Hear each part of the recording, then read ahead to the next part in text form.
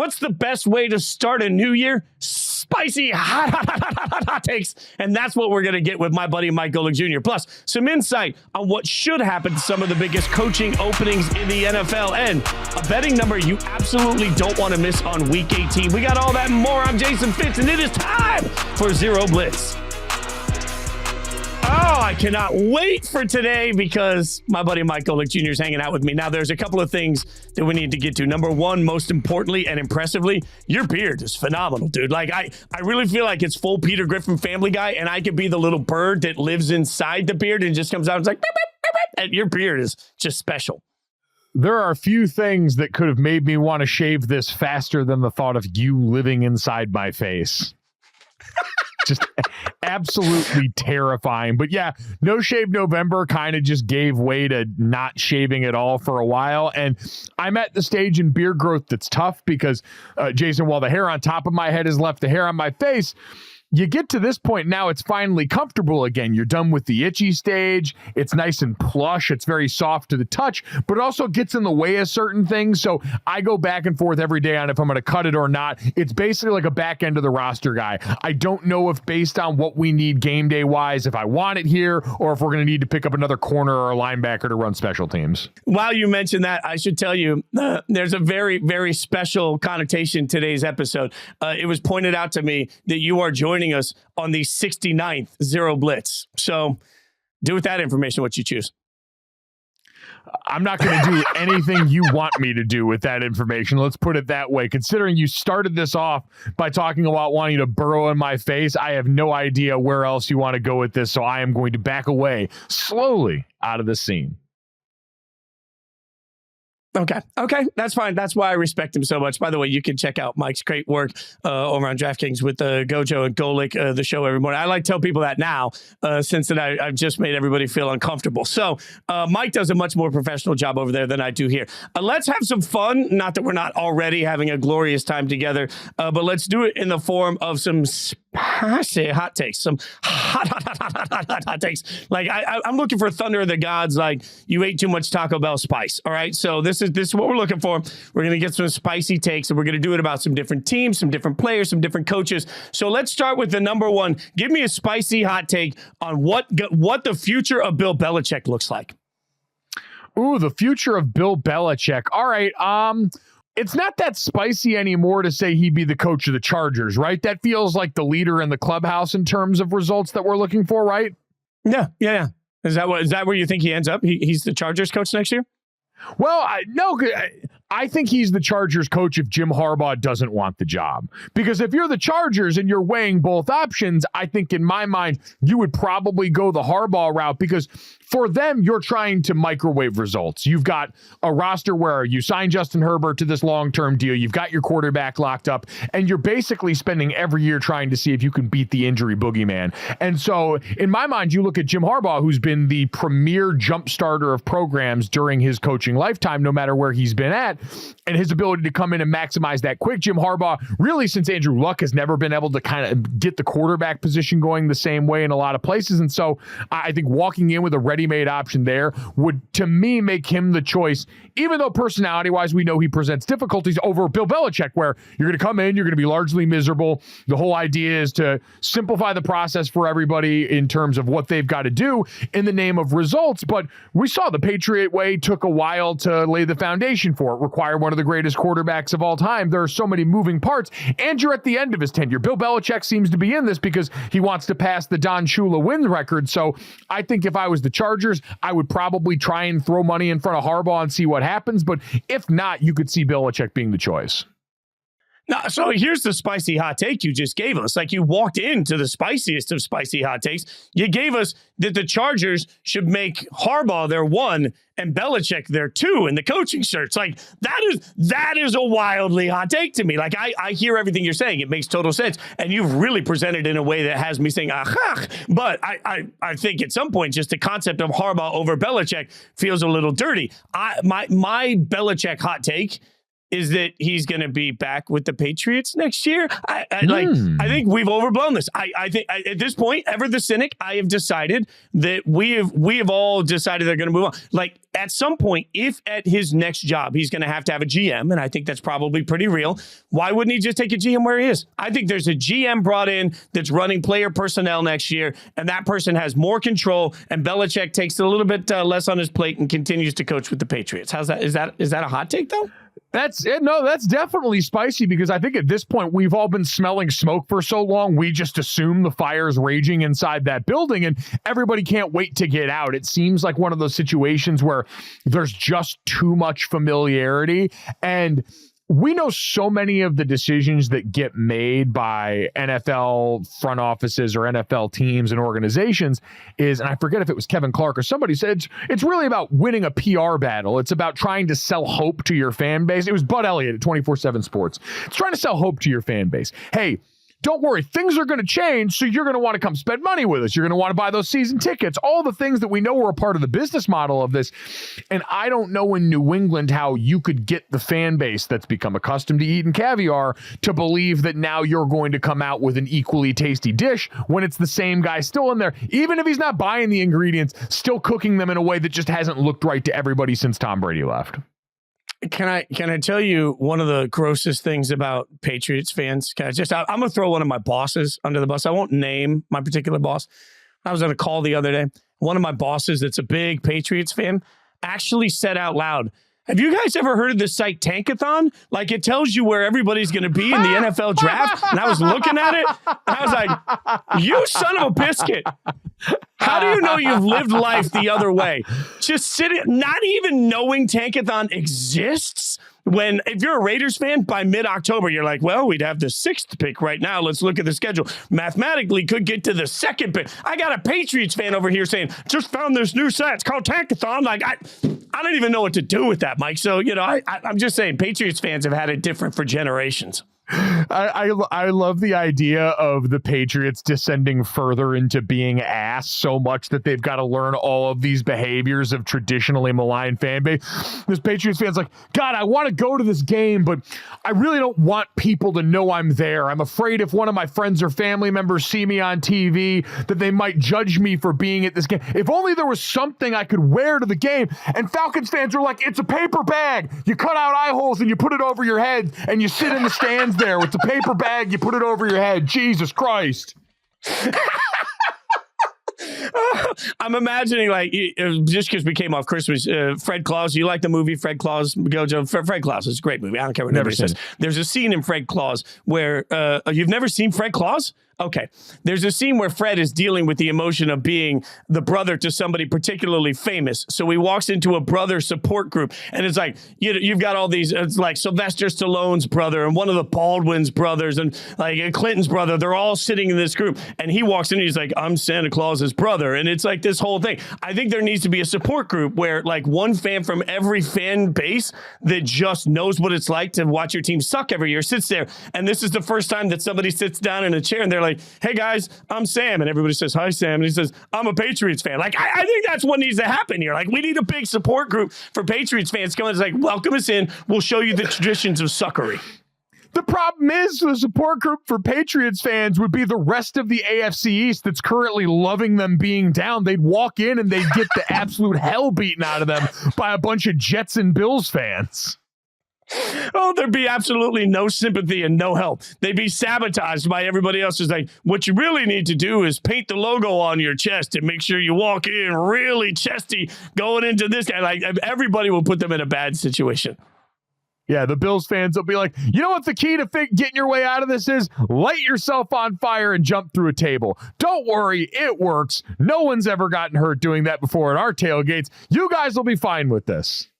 Oh, God. All right. So let's get another fiery hot take in. I'll start this one off on Washington. This is my fiery hot take about Washington. I think Washington is going to hire some, coordinator of some sort. I don't know who it's going to be. They're going to draft a quarterback, and here's where the fiery hot take comes in. They're going to change their name with a new ownership group this offseason. We're going to find out that the Commanders chapter is already done because they realize the logo sucks, the nickname sucks, the team sucks. Nobody seems to like what's going on. The Washington Commanders are going to become the Washington Hogs, and they'll get a whole new regime going in. You go back to the football team, man. We don't I understand paying homage to the Hogs and all the things that entails for them. Keep it simple, baby.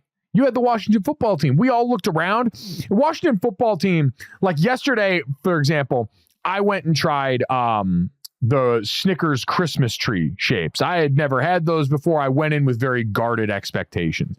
And after my first bite, I looked around and realized this actually kind of bangs. That was the same way it was with the Washington football team. We're like, oh, this is stupid. You're just calling them what they are. It's like naming a cat Kitty, which I did as a kid. I had a cat growing up named Kitty, and it works. And we all looked around and we took a bite of the Washington football team and we said, this is kind of delicious.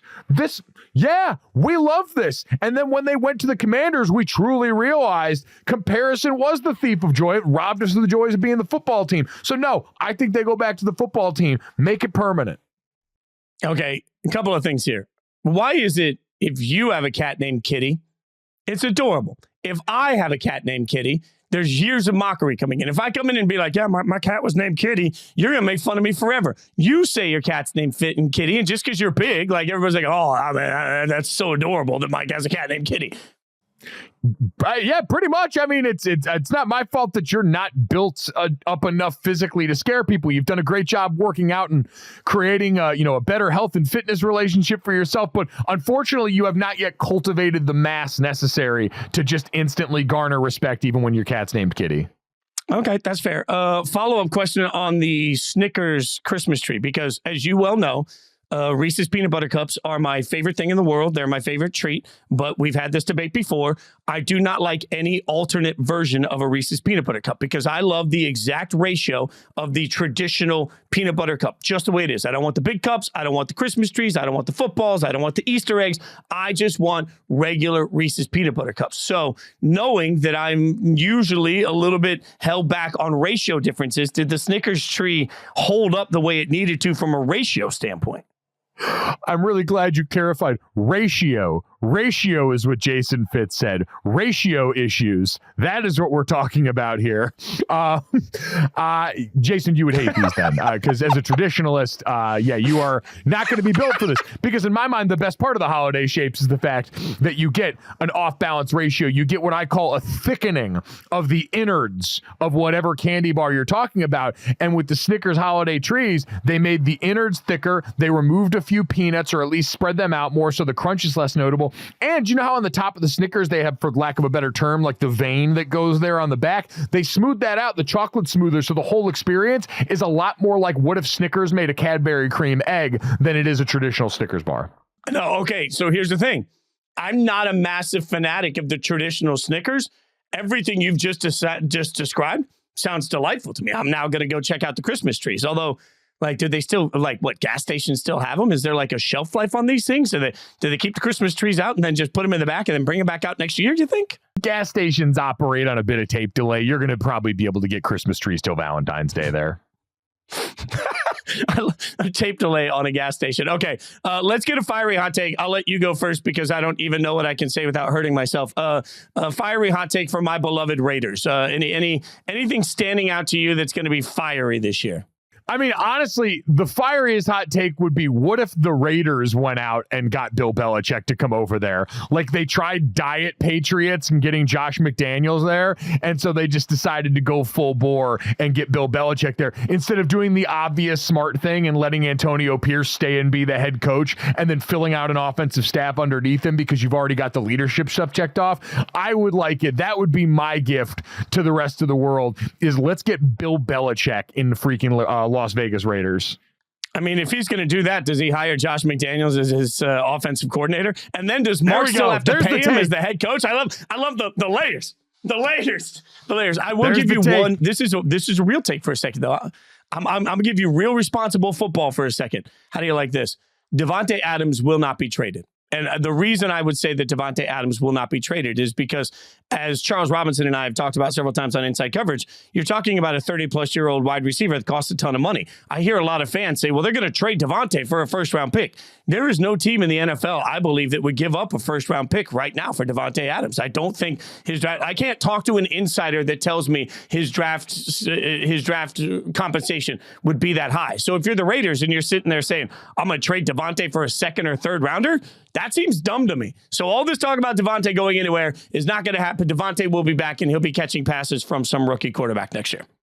Yeah, I'm trying to look at right now and see if I could shoehorn him in somewhere that would make a little bit of sense here. Like, the only one that would be kind of interesting to me, because they obviously, like, Kansas City needs receiver, but they also have financial limitations, and it's not going to happen inside the division there. Baltimore could be an interesting one if they don't close the deal with the Super Bowl this year, since we know next year Odell Beckham Jr. is going to be a free agent. They're still young in some of those spots with Zay Flowers around there, and they're very much in win now mode considering where they're at with the team construction. So that'd be interesting, but you're probably right in that. That is provided, though, and I'd imagine he's come out and spoken very highly of Antonio Pierce, said he believes he should be the guy, gave him the vote of confidence very publicly. And we've seen ticked off Davante Adams has certainly been a part of what we'd imagine is a lot of the move to change around there. He seemed pretty upset before Josh got fired. And so whatever happens going forward, it's not saying he makes the decision, but if you're the Raiders and you do want to keep him long-term and have that be kumbaya, he's got to have some influence or at least give the okay to whoever the job ends up going to. Yeah, I think Antonio Pierce comes back, Champ Bailey comes back as his GM, Davante comes back as the wide receiver, and some rookie quarterback gets the glory of throwing to one of the best wide receivers in the league out of the gates. Look at that. See, we're making all sorts of hay here. All right, let's take a spicy hot take on a team that's still in the conversation. Give me a spicy hot take of what we're about to see for the Buffalo Bills.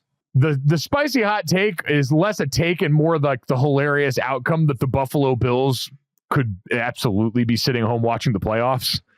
Like, the team that's got the third best odds to win the Super Bowl in most people's estimation is two very real outcomes away from just getting to sit at home and watch this all play out. But I don't know. What would you go with there? Buffalo's a really interesting team going into next year in terms of needs. Like, take star pass rusher in the draft. Do you go and try and get one of these quality wide receivers that the draft is so deep with to pair opposite Stephon Diggs, considering Gabe Davis is kind of the... Gabe Davis is... I made this comparison the other day. He is LeBron James three-point shooting. When it shows up consistently in a game, basically over. You're not going to beat him like that. But it's few enough and far enough between to where you can't consistently treat it as a part of the offense. So I would probably say for them, trying to go and hit big on one of the wide receivers would be huge, because they've seemed to always have been a second wide receiver away for a while now. But see, here's where the spicy hot take comes in. I'll talk out of both sides of my mouth. I just said that Davante won't get traded for. Stephon Diggs has made it clear he's not happy. Everybody keeps talking. I think the spicy hot take is that Stephon Diggs is not a Buffalo Bill by the time we hit next season. And in the draft, they're not drafting a complement to. They're drafting a replacement for Stephon Diggs, because they're going to have a massive need at wide receiver. Like, Josh Allen does not want to go into next year and then have it like the offensive game plan basically be roll the ball out and let Josh run around until he makes a play. And by the way, you don't have Davante to make that play to. Like, I think that's a spicy hot Bills take. I love that in this universe, I can concoct a world where now the Buffalo Bills, who drafted a tight end in the first round last year, who obviously because of the injuries to Dawson Knox couldn't experiment with as much 12 personnel, slowly just start morphing into the 49ers, where the formations get more condensed. In lieu of having Stephon Diggs, they're now mortgaging their future on tight ends and other guys that fit into this positionless football model, and round we go. Okay, I'm going to give you a spicy hot take that will hit near and dear to your heart. You ready for this one? This offseason, Jason Kelce will retire because he's got nothing left to accomplish. And Travis Kelce will retire as well so that he can stay on the road with his new wife, Taylor Swift. How do you like that? Spicy hot. I actually don't think this one is that far out of the realm of possibility either. Like, in all of the Travis Kelce press that's gone on recently this year, and man, have I enjoyed this. One of the ones that I thought went under talked about was him talking about the physical effect football's taken on his body and how he has thought about the end of his career because of that. And we've seen this year, it's been a more trying year than ever. It's been more frustrating than ever for him. The guy's career is unassailable. He's going to be at worst probably considered the second best tight end of all time. Him and Gronk debate is going to rage once he does finally call it quits. He's a multi-time, he's a Super Bowl champion. He's got all the hardware you could want. And now he has got the most famous woman on planet Earth by his side and a podcast that he can go spend his time with. So yeah, I feel like this is well, you know what? Here, I'll parlay this into my spicy hot related Kelce take. Jason and Travis recently went on their podcast and said they believe that the Duke's Mayo Bowl wasn't using real mayonnaise when they dumped it on the winning coach this year. And obviously, that's not the case. The Duke's Mayonnaise Bowl put out a statement and said they just whip the hell out of that mayonnaise and get it nice and ready to go. Jason Kelce, Travis Kelce, 2024 Duke's Mayo Bowl Mayo Dunkers for the winning coach. How about that? I love that. Can I, without any inside knowledge, I'm not going to give any inside knowledge that I may or may not have about any of this. I'm just going to give you a Travis Kelce, Taylor Swift theory. All right? I'm going to give you a theory here. Now, you are a big Swiftie, and we all know that. But you and I have both been lucky enough in our lives to be a part of some commercials, right? Like you film a commercial and it gets to run on TV. We've been lucky enough to get to do that. You and I know as a result of that commercials are rarely filmed a week away, right? Like you film a commercial months in advance. It's edited. There's a budget. All of these things happen. And all of a sudden, then the commercial comes out. Like when we did our Cheez-It work, the Cheez-It commercials were filmed, 3 months in advance, 4 months in advance, right? You start thinking about what it takes to film a commercial. I would simply say, if you are a player that knows that you are in a relationship with somebody that is wildly famous, and you've been shooting some commercials and you're thinking about maybe the end of your career coming up, I don't know, maybe 6-8 months ago, long before the season, you're already in a relationship, let's say, with a very famous person. Let's say that very famous person then is like, hey, why don't we help you get some commercials and get your status raised? Why don't we get you out there a little bit? I'll help introduce you to some people. We'll get your brand out there. Like, I think the fact that we've seen so many Kelce commercials on TV right now is proof positive that Taylor and Kelce were an item months before, and she helped decide this entire plan for him to grow his overall brand so that he could step away from football higher elevated into their relationship. So while we discover Taylor Swift this fall, I think what we see from the minute we discover Swift and Kelce, commercials are out. People are like, well, this is why I did it. Commercials don't come out that fast, which to me means they were a couple months and months and months ago, and she's helped orchestrate this entire thing.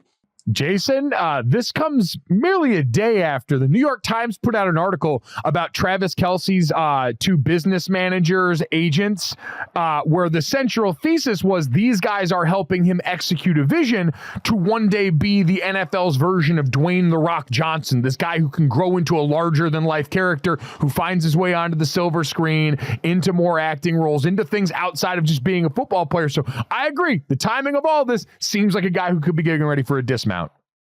Yeah, and it also seems like maybe he's been in a relationship for a long time with one of the biggest media stars in the world. That's all I'm saying. Like, I think maybe inject truth serum, we find out that Kelce Swift was something that started happening long before Swifties ever realized it. And one of the smarter marketing minds in all of entertainment was like, hey, babe, let me tell you how this works. It's my theory. Hey, you know what? Lucrative pillow talk. Some of the best pillow talk. Big fan of it. Yeah.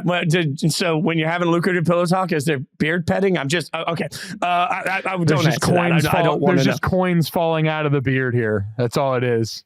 Oh my God. All right.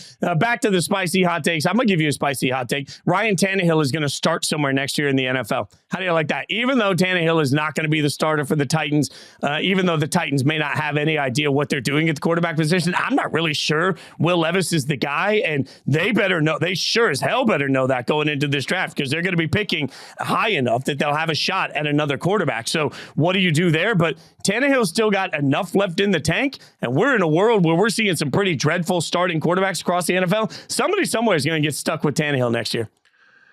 Does Ryan Tannehill have a better chance of starting for someone next year than Russell Wilson? Oh, do I say yes to this? Because it's been made very clear, right? We know that Russ's time is going to come to an end in Denver. We see that playing out very ugly right now. And so Russ isn't going to cost you a lot of money next year. Like, based on how this is going to work financially, it seems like whatever is paid, the bulk of it's going to be paid by Denver. You're obviously not inheriting that contract because Denver is going to have to cut him if they want to get out from under this. And so you'd be able to get bargain bin Russ. But I asked this question the other day of my dad, and I'd ask it of you. Which team in the NFL right now lines up with Russell Wilson as their starting quarterback in 2024 and is excited about it? I don't think the answer to that is anybody. Like, I've seen people say, oh, the Raiders and Russ, we'll go back to your point earlier. I don't think there's a worse match in personalities than Russell Wilson and Antonio Pierce. So I'm crossing that one off the list entirely. Like, those two, that doesn't work at all for me. Atlanta has to figure out something long-term. So I see all the people saying, oh, Russ heads to Atlanta. I don't think that makes any sense, especially because, another spicy hot take we'll get into in Atlanta in a minute. But, so then you start looking at who else? Like, who else fits with what Russ does? And one of the problems is, like, you could say Tannehill all day long has put bad tape out there in the playoffs. I acknowledge that. And he's had some questionable tape. But Russ has put tape right now out of his inabilities, like the offense having to shift around what he does well. I think there's a recency bias to that. So I don't know who would be really out here saying, oh my God, we got Russ. Like, I don't think there's an easy answer. I would absolutely at this point still take Russ over Ryan Tannehill. I do think the Atlanta fit is a little better because remember, like Arthur Smith, I think there's going to be a little bit of heat there next year. This year was massively underwhelming. You had one of the easiest schedules in the NFL. You've got 3 homegrown top 10 picks playing skill positions at different spots around your offense in London, Pitts, and in that backfield as well with Bijan Robinson.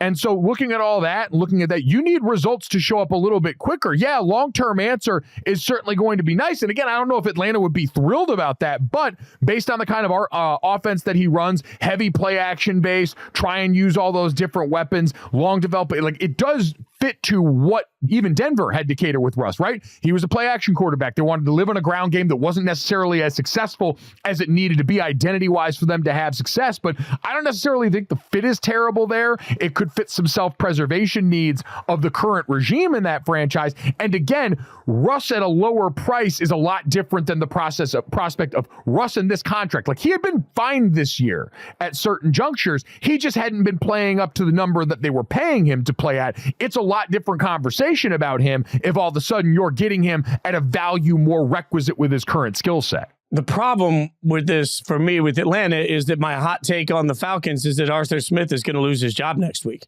So I think he's out, and I think it comes down to the quarterbacks. You can't have a hard time. You sold everybody on Mariota. That didn't work out. That's fine. You sold everybody on Desmond Ridder. There was no development. Right now, what Arthur Blank needs to figure out is Arthur Smith capable of developing a young quarterback to be great? Because I do believe they're going to take a quarterback in the draft. So they're going to have to look internally at as an organization and say, are we using our weapons enough? And this whole, I don't care about the fantasy aspect of it. When Arthur says we're not out here trying to make fantasy points, I think what he's missing in that conversation is the reason there are fantasy expectations for certain players is because they're gifted at what they do. So if I'm looking at that offense from the outside looking in, I don't feel like they've maximized their strengths. If I'm Arthur Blank, I don't want somebody in charge of my organization that can't maximize the strengths of my offense. I think there's a new head coach. The new head coach takes a new quarterback. So they're currently, according to Tankathon, the website the Patriots fans are just getting to learn now, Atlanta's sitting with the 9th overall pick at this point in the draft. So you're not going to be in Drake May or Caleb Williams territory since they're likely going to go 1 and 2 in this draft in some order. We know Jaden Daniels coming off a Heisman Trophy season is going to get first round buzz. Michael Penix Jr., everyone's finally, who didn't watch Pac-12 football during the season, apparently realized that this guy, but he played far and away his best game of the season so far and did a lot of things that erased some of the concerns people might have had about him. So are you talking about in that range right now? Because if you do take a rookie, you could still concoct a world where Russell Wilson is a potential bridge quarterback. Again, for the right price. I don't know if someone's going to throw starter money at him anymore. And so could you have him come in if you have to pick later, if you've got to pick a quarterback outside of that initial upper crust and maybe do that? I'm not really sure, but if they do fire Arthur Smith, then you're right. You probably start to really try and reset the clock on this. I am in the New York City park right now, flipping my king over or my queen, whichever one you do. I don't know. Checkmate. You just win. That is the bridge quarterback discussion on Russ is a perfect way for him to end up in Atlanta in a way that actually makes a ton of sense, because he's also, you would presume, based on the character, he's the sort of guy that will help the young quarterback along. That's going to be at least part of the conversation. Yeah, I think you win. That is a really smart way to put that. Let me stick with the draft for a second.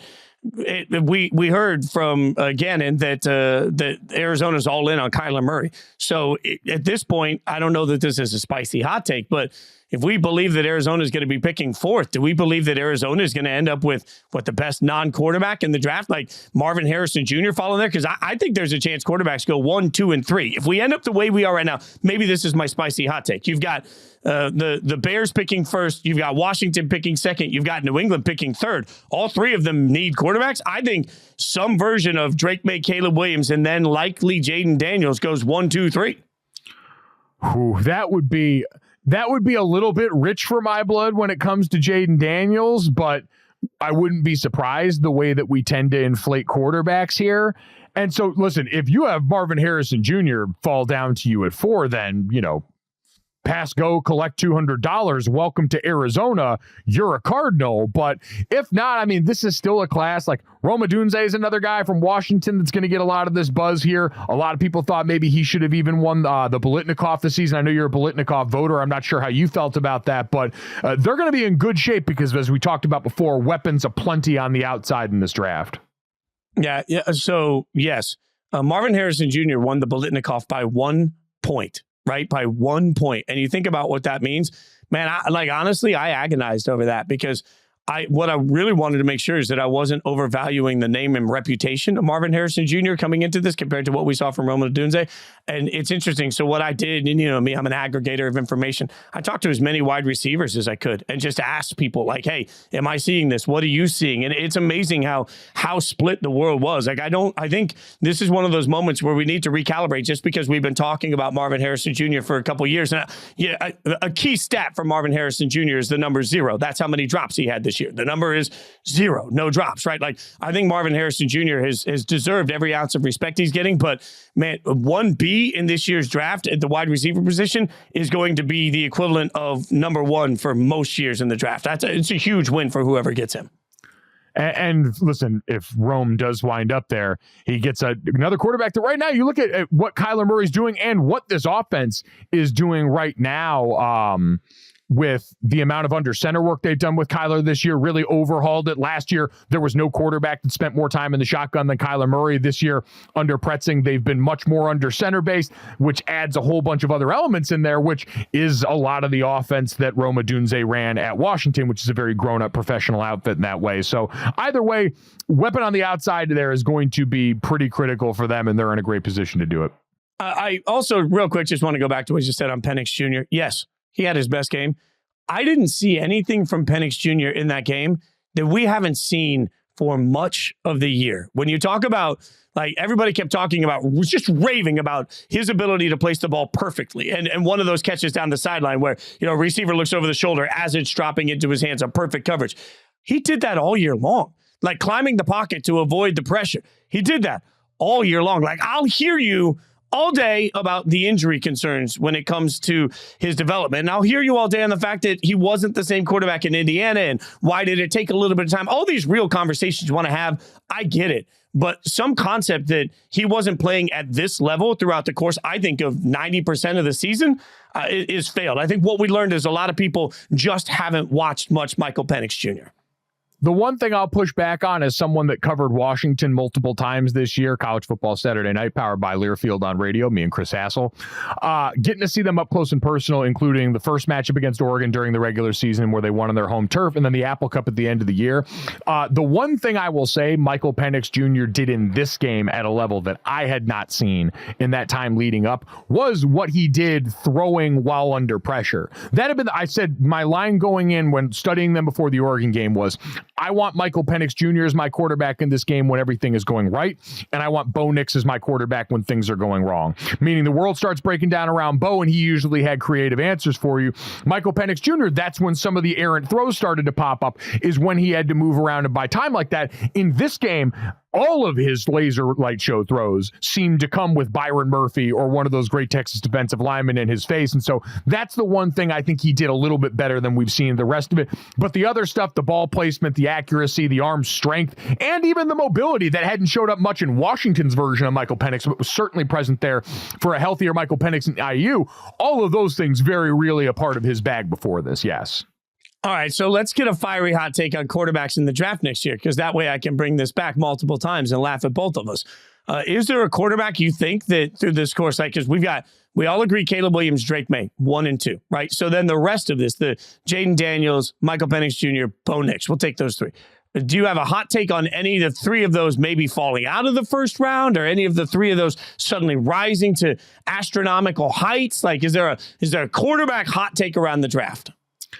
I mean, I'll steal my dad's quarterback hot take, and it's not because I agree that they are all of this quality, because I don't think I would do this, but you could probably see a world where with the way that we inflate quarterback play, and especially if Michael Penix Jr. has another one of those games on Monday in the national championship, you could probably talk yourself into 4 quarterbacks going in the top 10 based on him, Jaden Daniels, and Michael Penix. I don't think Bo Nix is going to work his way into that conversation, but I could see it happening with the rest of those guys, even though I've said for a while, I think there's a pretty sizable gap in pro prospects between Drake May, Caleb Williams, and then the rest of the quarterbacks that we're getting ready to talk about in this. Let me ask you, though, just from that standpoint, I'll wear my fan hat, which is so rare because usually I'm so professional. What do you do when you are just screwed at the quarterback position and you know that a trade up is going to cost too much equity? Because for years, you and I have covered the draft. For anyone that didn't watch, we covered the draft together at ESPN for years. I've covered the draft every year of my career. And one of the arguments I've always made is just because you need a quarterback doesn't mean you desperately reach for one. Like, you have to be patient. You have to build your whole roster. Like, I'm a big believer in the power of the 53, not the power of one, all of these different things. But I feel torn this year because at some point, you got to go all in. And it might mean you're trading up for somebody that isn't worth trading up for, but you can't trust it. It's just going to come to you. So, like, if you're a team like the Raiders and you're picking 11th or 12th or wherever it ends up being, you're a team like the Broncos that's picking 13th or 14th, do you have to essentially say, all right, that's just the cost of doing business? Like, I may not want to pay that much for fruits and vegetables, but I don't want to be fat, so I'm going to have to go get fruits and vegetables. Like, I feel like this year's draft, to your point, you're going to have to overpay to move up to take somebody that probably shouldn't have gone to the end of the first round, or you're just never going to get a quarterback. Well, the thing with this year's draft, and I was talking with someone about this the other day, is you're rich in a lot of resources that are incredibly valuable in the NFL. Like, we've talked about quarterback and wide receiver. This is an insane offensive tackle class that you're going to be talking about at the top of the draft this year. And so if you're a team that's looking to build the other 53 and especially hit cornerstone pieces like that, pass rusher, quarterback, pass protector, those are all the things that you usually try and build a roster around, drawing a line from the quarterback through what affects him most. And if you've got that opportunity, because it all comes down to, like, we know the way these teams scout, you're always working on a spectrum, right? You have an eye on who are the quarterbacks potentially coming out next year, who are the free agents available to us next year versus this year, and how do we do that? And if you wind up having and saying, you know what we see in Jaden Daniels and how he fits into our organization, we can't pass that up. We've got to have that guy, because based on how we view him versus how we view the trajectory for any of the quarterbacks going back next year or the free agent class coming up next year, we can't do that. There's no price that you can't pay to get your guy if you believe it's your guy. But if you're on the fence about it, this is where I always think about the Dan Orlovsky line, is you get in trouble when you pay good players great player money, and you can apply that to the draft and giving up good big time draft capital for a player that's not worth it there, especially this year when you have a bunch of pretty talented pass rushers, but definitely you have an insane amount of quality pass protectors in this draft that you could stockpile there to start to build the landing spot for your quarterback of the future, whatever it comes. Which I love, and that's usually my logic. But man, Mike, okay, sitting in the middle of sitting, let's say, in the early teens, if you're a team that's looking around saying, okay, great offensive line, my favorite team has a bad offensive line. I've argued, and I've said this largely because of what I've learned from you and your dad and other big boys that we've talked to and I've worked with at ESPN. Like, I genuinely believe there are not 32 capable starting left tackles in the NFL. So if you have the chance to get a left tackle or a right tackle, go get a damn left tackle or right tackle. They are so hard to find. And I believe that. But man, you can't go into next season season with Jarrett Stidham as your quarterback. You can't go into next season with Aiden O'Connell as your quarterback. Like, you just can't do that. And like, you can't rely on finding a Joe Flacco. So I feel like there's a group of teams that are just sort of screwed. And you sit there and say, yes, what I need to do is take that tackle because that tackle is going to help my football team. But also, I got to look at a fan base and be like, hey guys, sorry, things didn't go our way. We're going to run it back with Desmond Ridder. Like, that cannot be real for some of these teams. No, but you know what? I look around at a lot of teams in the NFL. Now, this is like an imperfect example, but I think the Cardinals are kind of interesting to consider from this season, right? It was supposed to be this lost year, and you weren't going to have Kyler Murray, who you just signed to that deal to start the season. And you quite honestly weren't sure if with this new regime, you were going to want him around anyway after that. It felt like at some point we were wondering, would they even play him with the worry about injury guarantees? And once he went out there and started playing well, would they still be inclined, if they were within range, to take a player with the top pick? And he just played so well, it made it very easy for them. But my point is, we had to focus on other things with them for a while. And Jonathan Gannon was able to make them a froggy out, even with some other quarterbacks. And there were things to get excited about, even when the prospect of quarterback seemed like something that was still uncertain for them. And so it's a lot harder to do. I grant you that you're not going to build a bunch of buzz that way, but it's still like, especially if you're a new regime coming in, the minute you pick a quarterback, the clock starts. So you have to be really comfortable, and all the decision makers involved saying, is this guy worth potentially getting me fired? Like, do I trust him with my job? Because that's what's on the line. This is why I drink. This is why I drink. It's why I love the draft. It's why I love any personal fiery hot takes. Like, I'm gonna take the fiery hot take for you that at some point during the course of this year, this 2024, you piss off your dad enough that he takes 3 days away from you and has me come in instead as his favorite son. Like, that's what's gonna happen. I'm gonna be the honorary Golic for 3 days while you are on 3 days of Golic probation. My hot take is that for some reason my hair is going to decide to come back this year. Dude, if you get hair and I get abs, you realize we're going to be insufferable. Like, I got one ab, so I got ab. But if my ab actually introduces another ab into the market, and then like all of a sudden 3 or 4 abs move into the street, like, I'm telling you, if you get hair and I get abs, we're doing cop movies. Forget all this sports talk stuff. We're going to go out. We're going to do good cop, bad cop. I'll obviously be the bad cop, given the edgy personality. Good cop, bad cop. We're just going to be like the better looking version of all of these cop movies together. We'll have Taylor Swift and Travis Kelce come and consult for our burgeoning careers in the silver screen. That's going to happen. Be sure to follow Mike on social media at Mike Golic Jr. Mike Golic Jr. is how you get to him. Check his workout every single morning. You can check out Gojo and Golic. I still don't know how he got his name on there first. Mike, as always, I appreciate you hanging out with my friend. I think I'm going to bring all of these back and make sure that people without context think that they're your actual predictions and not your hot takes, because you need that in your Twitter life for a day. Can't wait. Let's burn it to the ground, baby. It's time to hang out with my buddy Michael Lombardi, and I love our conversations every week because I'm a bloviating gas bag in front of a microphone. You've actually been in these circles. So I got to get your thoughts on Eberflus. With the Bears being better than I think a lot of people thought they would be early on in the season, they're playing better. They've won a lot of games now. If you were sitting there in Chicago, is Eberflus going to be your head coach next year? You know, I think you got to give them strong consideration, because how do you judge somebody, right? How do they handle the difficult times? How they handle the discourse, you know, when the obstacle is in the way, how they deal with it. And I think Matt has done a really good job. I mean, look, going into the Washington game on Thursday night, there were a lot of rumors that he might be the first Bears coach to be fired during the season. And he's overcome a defensive coordinator who had some off-the-field incident. We don't know what that was. The running back coach, all sorts of injuries within his team, and he's kept his team playing well. He's kept his team alive. And, you know, they've won 5 of the last 7 games. And I think you've got to give him credit for building that. I think the question isn't, does he come back? I think what you have to do after the season is bring him into the office and say, okay, Matt, where do you see this team next year? And what's your visualization of this team 3 years from now? How do you plan to continue to go forward? Who's going to be the quarterback? Who's going to be the offensive coordinator? Are you going to stick with Getsy? All those questions, I think, have to be answered before you say rubber stamp, he's back. Okay, so stick there for a second. Would you, knowing the haul that you would be able to get with the first overall pick, are you keeping Justin Fields, trading that pick for a haul, or are you starting over at the quarterback position?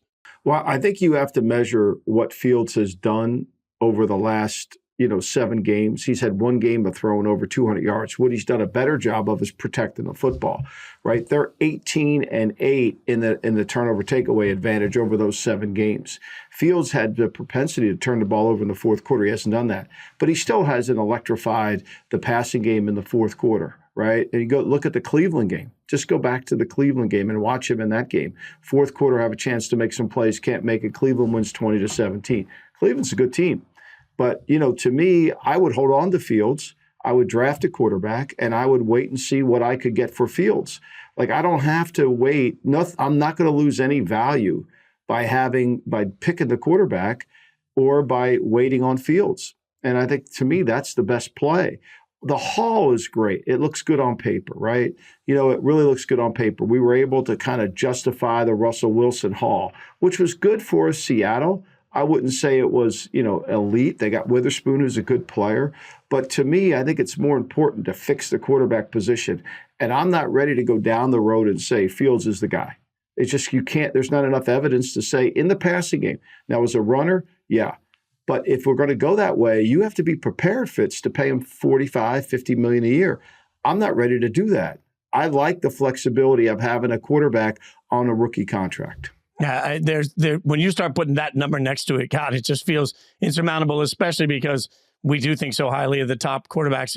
We'll move to teams that are actually playing, but I'm going to get your thoughts real quick on one more huge issue that everybody's talking about. Right now, if you had to guess, and it's just a guess because you know everybody involved, in a week, is Bill Belichick still the head coach of the New England Patriots?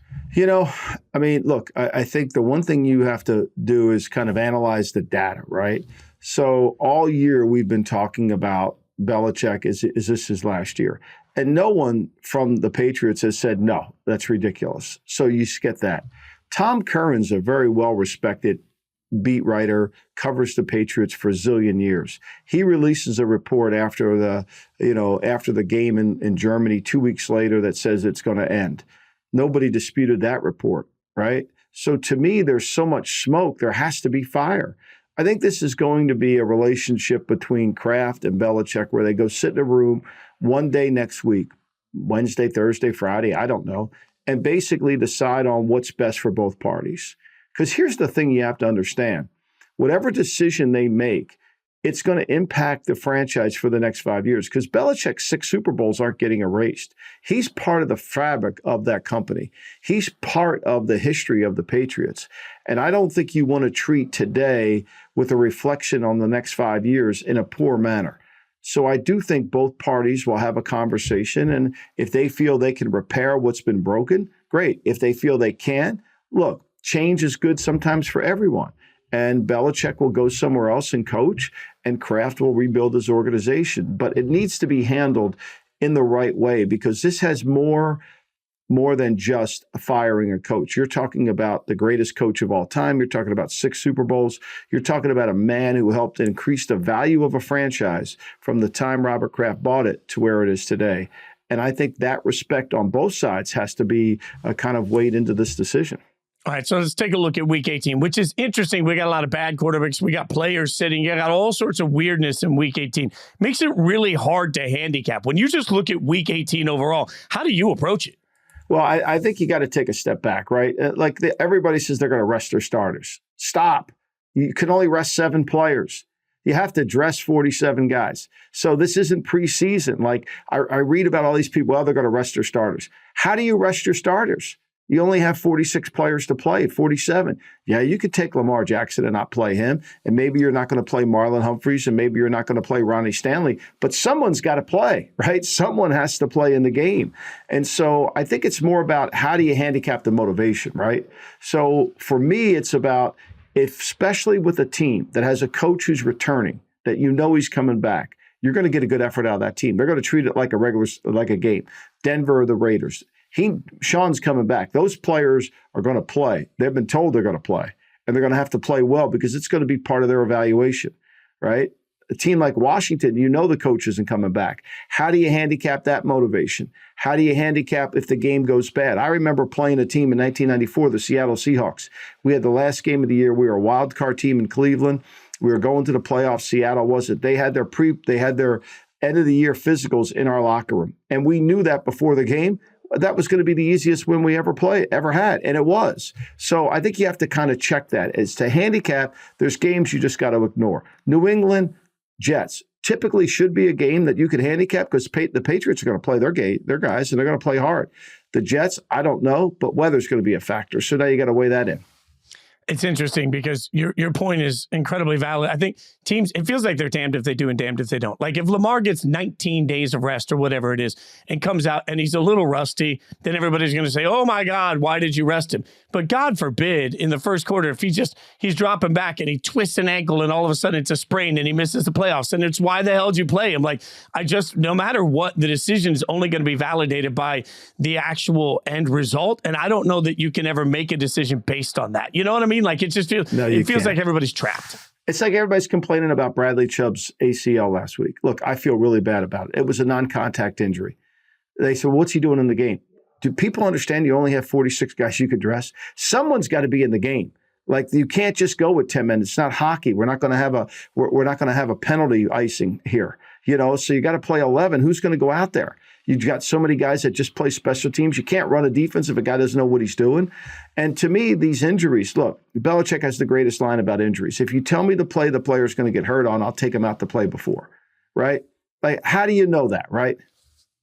That's amazing. By the way, I'm going to use that from now on every time this debate rages on all of our content. You mentioned Bradley Chubb. Let's get into some of the Week 18 matchups. The very simple question, who deserves the playoffs? Because the Bills versus the Dolphins, wild to me that the Bills win and they're the 2 seed, which means, by the way, a bunch of teams in the AFC may have to go to Buffalo. That's a nightmare. And if the Bills lose, they could be out of this whole thing. Like, and the Dolphins over here limping in, can't beat anybody that's any good. Who deserves to be in the playoffs? Look, I don't think Buffalo, I know there's been a lot of hype about Buffalo and how they're playing better, yada, yada, yada. Buffalo's done a really good job.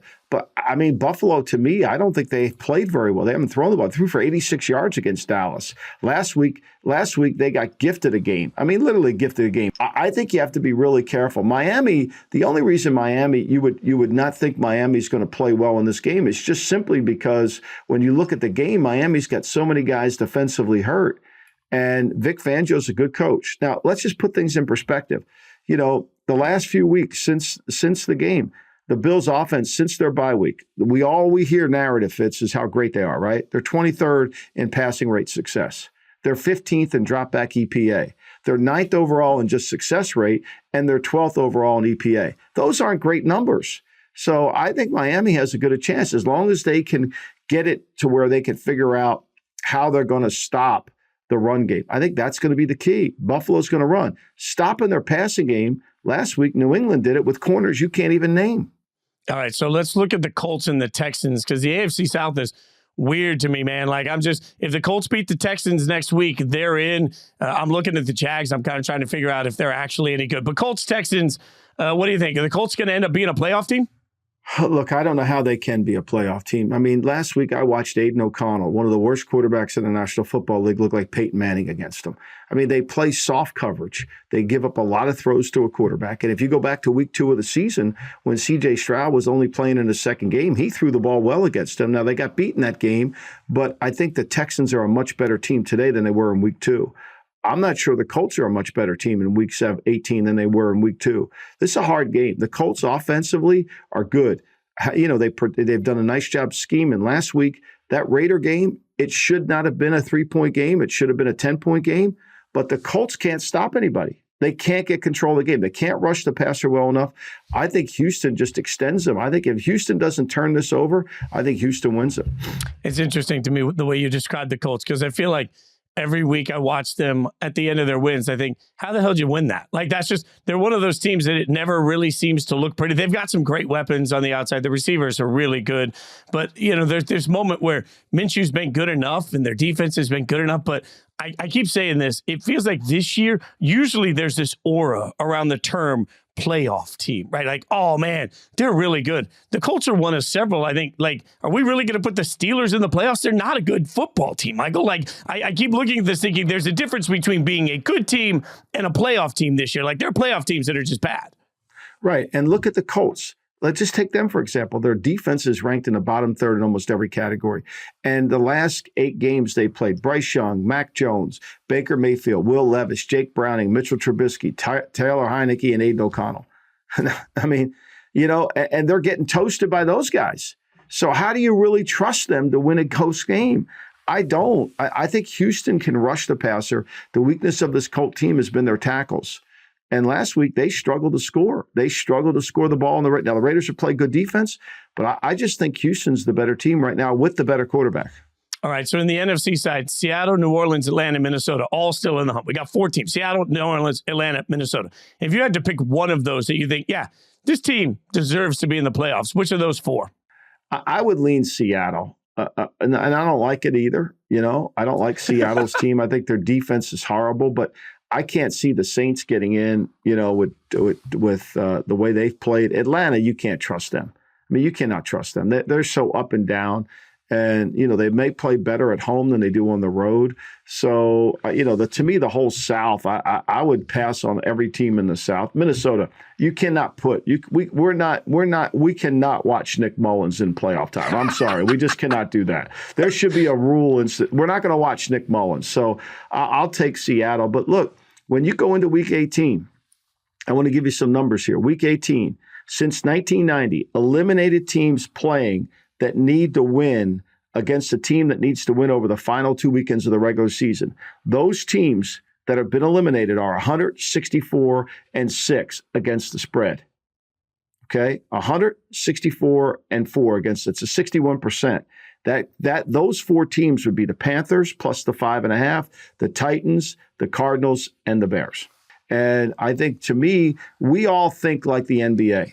We think these teams at the end of the year are going to just lay down and play for draft order. No, nobody plays for draft order. It's too important. And especially if there's some pride at stake going against a divisional opponent. And I think that becomes a factor.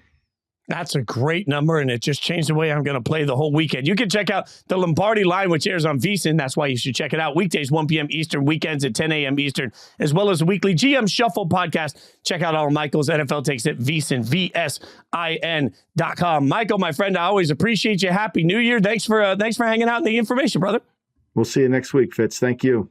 All right, that's it for us. I'll be back Sunday night with Frank for Sunday Night Blitz. You do not want to miss that at the end of the regular season. We'll try and figure out what all of this madness meant. You can follow me on Twitter at Jason Fitz. You can follow Stone doing God's work behind the glass at SJ Rochelle. Although I should say, in the modern world, there's not really glass. Stone's sitting at his house. I don't know why I say at the glass. I should say Stone in his living room. Anyway, follow him at SJ Rochelle. Leave us that 5-star review, rate, subscribe, tell your friends, your family, and enemies. Tell everybody to hang out with us every single week. We'll be back next Thursday. Yeah, the regular season's over, but we ain't going anywhere. More Zero Blitz coming at you next week.